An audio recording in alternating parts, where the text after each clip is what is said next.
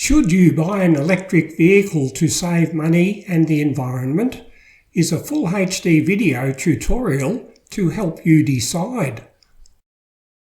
The Greens and some press may tell you that electric vehicles will save you money and reduce CO2 emissions, which sounds good for the environment. In some cases, it can be cheaper to operate an electric vehicle, especially if your house already has rooftop solar panels installed.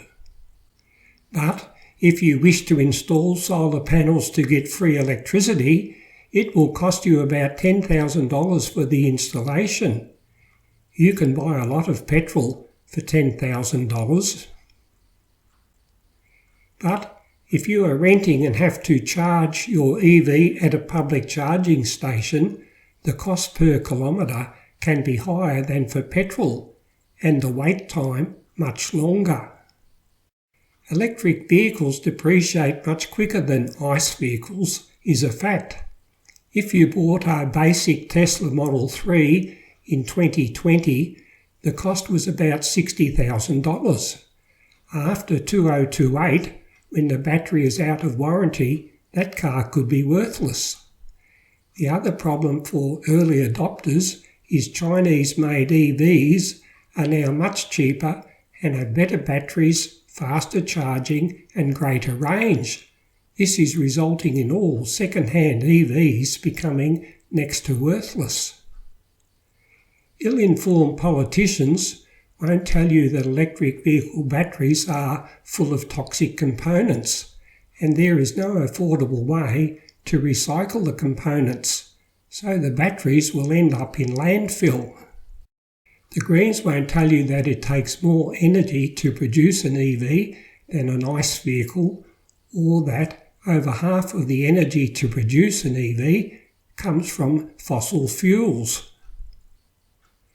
And Greenies won't tell you that not many motor mechanics are trained to service EVs, so service costs can be higher. Also, EVs weigh more than ICE vehicles and tyres for EVs are more expensive. Some people use their solar power at noon to charge the battery in their electric car, then at night use the car battery to supply electricity to their home, which sounds great. What some people don't know is that frequent charging and discharging of the electric battery shortens the life of the battery. For this reason, Tesla doesn't allow home charging from their EVs. Also, fast charging the battery and charging the battery to more than 80% will reduce the life of the battery in an electric vehicle. It costs about Australian dollars 20,000 to replace the battery pack in a Tesla Model 3. You can buy a lot of electricity from the grid for $20,000. Fortunately, BYD charge less. If a battery pack is damaged in a car accident, the whole car is likely to be written off. Mainly for this reason, it costs more to insure an electric vehicle than a petrol one. If the EV battery catches on fire, toxic gases are given off, and because the temperatures are 3 times higher than from a petrol fire, it is difficult to extinguish the fire. 2 vehicle transport ships sank after fires from lithium-ion batteries in electric vehicles. The Velocity Ace sank in February 2022 and the Morning Midas sank in July 25. 2 shipping companies have banned their transport of electric vehicles.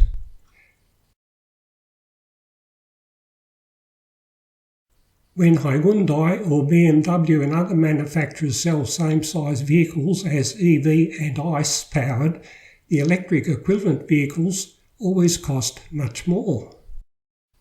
Many electric vehicles are not designed to be fitted with a tow bar, and if one is allowed to be fitted to tow a trailer or small caravan, the driving range is greatly reduced.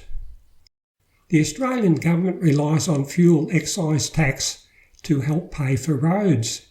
If they go ahead with banning the sale of new ICE cars in 2030, they will have to charge owners of electric vehicles a road tax based on kilometres driven.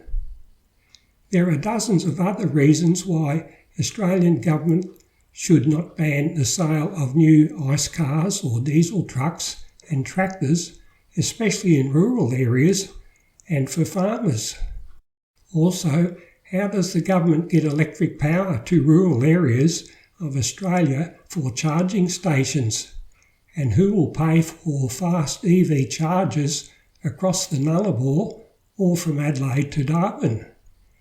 If the Australian government is serious about reducing emissions, they should put pressure on the biggest polluters, China and India, who are building hundreds of coal-fired power stations while we are closing ours down. I strongly suggest you check out MGUY's videos, as it is better to be forewarned than sorry later. The MGUY website is repeated in comments below this video. In the description below is a YouTube link to all my greatest suggestions and to MGUY, who has hundreds of YouTube videos about electric vehicles. If you like this video, please give it a thumbs up and forward the link to anyone considering buying an electric vehicle. Also, subscribe to Greatest Suggestions to be notified when I upload another video.